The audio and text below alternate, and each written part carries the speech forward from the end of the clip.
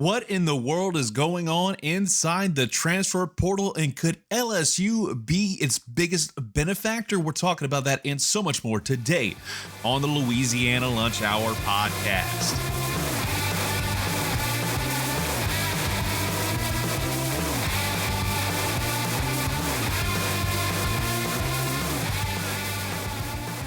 And welcome everyone to the latest edition of the Louisiana Lunch Hour podcast. Appreciate you listening in on a big old Thursday.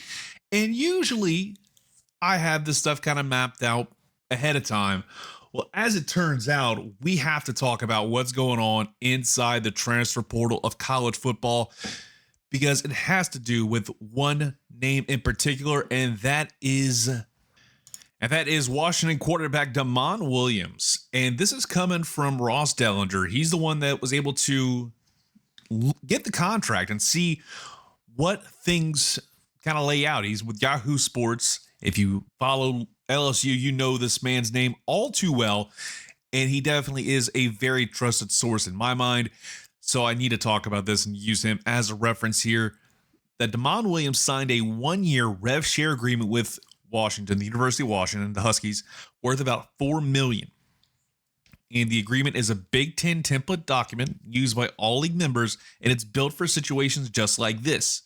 And the agreement prohibits a player from entering the portal once signed. This is the biggest reason why Washington is refusing to enter his name into the portal. And two, this prohibits the player's NIL rights to be used by any other school, though the player can sign outside marketing agreements. And Tony Petitti, the Big Ten commissioner, is heavily involved in the matter along with other Big Ten officials, and the league is standing behind Washington's fervent approach to the contract. And Washington officials were expected to communicate later today with Damon's representatives regarding the situation and next steps. And with UW refusing to enter Williams' name into the portal, he's not permitted to hold conversations with other programs. And this is all revolving around the rumor and innuendo, and it feels like it is all but official at this point that LSU is bound to get their guy, and that is Damon Williams. He's one of the hot commodities in the world of college football, and that's why they're trying to avoid him to make the jump. Like, when you look at everything, it's not a great look for either party involved.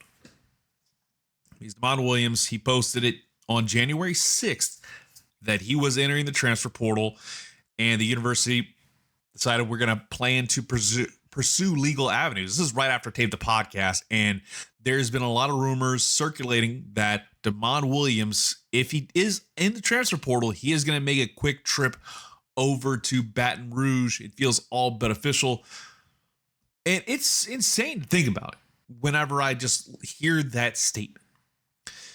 Is that in 2026, we're having this debate.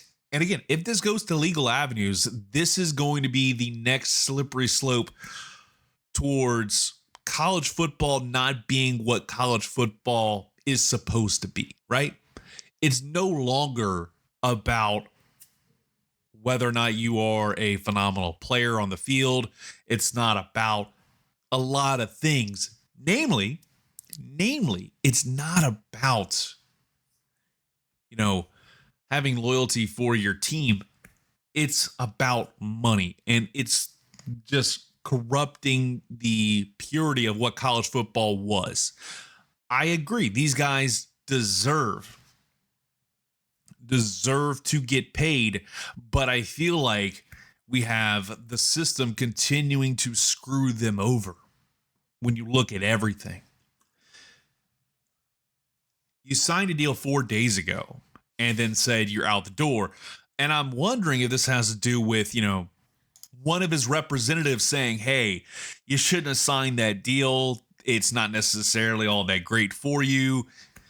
There's going to be some other opportunities that you can get more money out of programs like LSU, with some saying LSU is wanting to pay Damon around $6 million. This is all pure rumor and allegations. So we're just going to go ahead and say that is rumor and innuendo.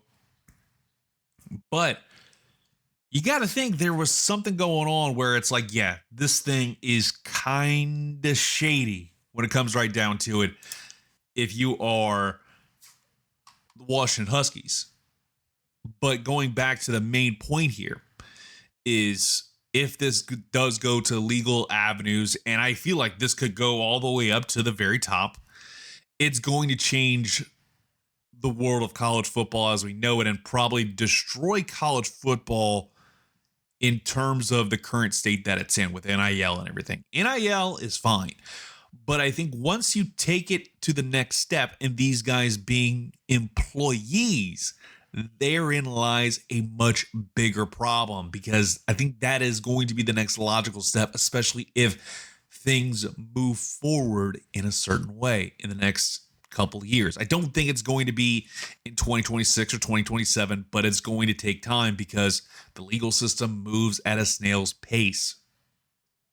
And until Congress and the Senate and the Supreme Court get to hear this case, we're not going to see a massive amount of change. But the fact there is a 1-year rev share contract in place, it's not an employment contract. And also to say, oh, hey, I get it. After 4 days, sign a contract, then say you're out the door. It's not necessarily a great look. But I wish I could see the full contract, right? Because there has to be, in my mind, I've signed a few contracts in my day. Not necessarily probably as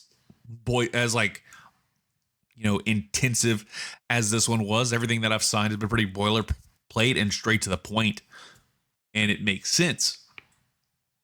That said, I feel like if you're a college athletics program, you've done this before with several guys and coaches, right?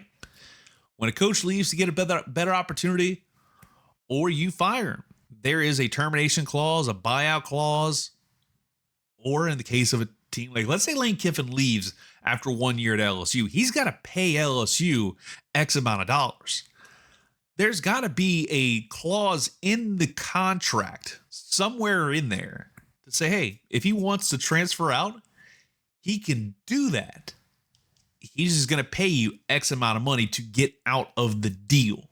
And I'm sure his representatives would foot the bill there and more or less have that handled. Again, that's what I believe is the next step in this for Damon Williams if he wants to go about this the right way. If he wants to go about this a little bit more of a dirty way, because I saw Matt Moscona bring this up, and I thought that was interesting, saying, hey, why not go ahead and just switch schools and join as a walk-on?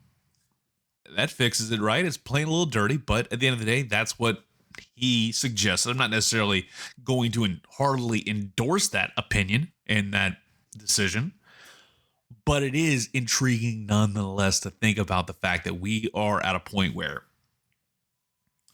some people want to see a young man have an opportunity to be the next big thing in college football at LSU, jump ship. And because he's currently in a rev share deal and locked in to a contract that says he cannot leave the transfer portal, which I feel like is a violation in some form or fashion because, and also my thought process is going back to my thing with college football is if this holds up in a court of law or anywhere, I guarantee you that there are going to be a lot of programs that take advantage of this rule. And why do I say that? Because they are going to flip the script and say, hey, since y'all can get this guy to sign your 1-year deal to stick around with your program, I feel like they're going to set up some 3 or 4 year NIL rev share deals to make sure they can keep their top guys in, these top 5-star recruits. Let's just say, go way back in the day. Let's say Joe Burrow. If Joe Burrow were the starting quarterback for Ohio State before he made the transfer over to LSU. Let's just say if NIL existed back then and he was at the level that he was at LSU, especially in 2019, Ohio State would have locked him in on a contract saying you cannot enter the transfer portal unless XYZ happens. That's the only, there's only one reason why they would allow a player to enter the transfer portal, and that's because of the rules regarding if a coach gets fired, if a coach takes a better job, then they have the right to enter the transfer portal. I mean, nowadays it's just like you could just say, hey, they gave me some bad lunch and I don't want to be a part of this team anymore. Or I feel like I could get a better opportunity. And in the world of NIL and glorified free agency with no salary cap, we are seeing some of the nasty after effects. And I wonder aloud, right, is that if this progresses and we see more of a situation where LSU is having to scramble in the courtroom, or the NCAA as a whole has to step in and kind of put the reins on everything, put the kibosh on anything, there's going to be some major repercussions in the not too distant future. And I think that's what's wrong with college football these days, is it's become a three-ring circus, because you have the NIL deals, which were justified. You've got the haves and the have-nots gap getting wider and wider. And then you also have these random deals being put in place by universities to keep their athletes in-house on a 1-year rev share deal that was signed 4 days before the transfer portal window opened up. There's some stink going on everywhere. And it's been going on since the dawn of time. There's always been some form of cheating, illegal recruiting, tampering, collusion, whatever you want to call it. You go back to 1908, the allegations to LSU and a national championship, they wound up being awarded, even though there were allegations that they had some ringers.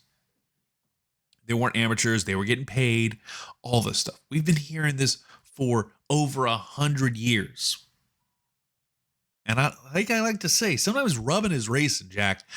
But at the same time, if this becomes a bigger issue in the next couple of months and we see this story balloon, I have a feeling they're going to have a full-blown meltdown in college football, because this is that first step towards possibly players being unionized and, more importantly, players being considered employees.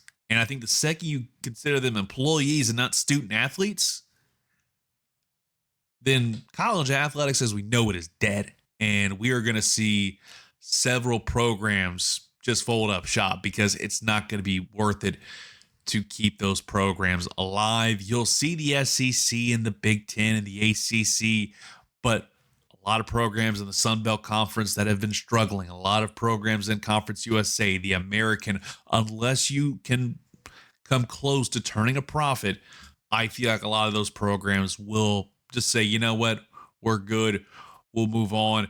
And then you'll see more or less semi-professional football be played with LSU, with teams like LSU and Auburn and Alabama and Ohio State and all these big name teams, but all the others will fall to the wayside.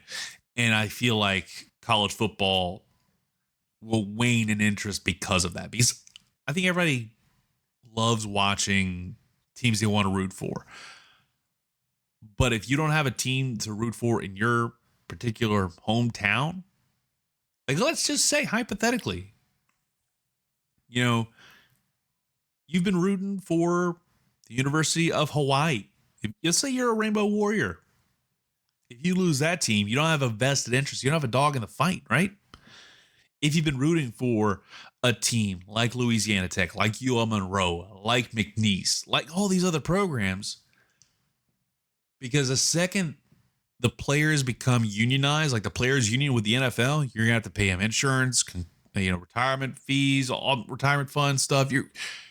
There are so many things they're gonna have to deal with when it comes to the contracts that are gonna be written up, and that is going to sully the good name of college football. It's already kind of in a muddled state as it is over the last 5 years because of the NIL deals that have started to come in, and the players deserve it. But I feel like the machine has been muddled from the word go, because we're seeing money being thrown around, and it just feels mental. It feels mental. But I'm going to be intrigued to see how things go over the next couple of weeks, because that's going to be where we see the tide more or less change in college football with this transfer portal nonsense. Appreciate you listening in. We're going to go ahead and wrap up today's edition of the Louisiana Lunch Hour podcast. Appreciate it as always, and we'll talk to you mañana.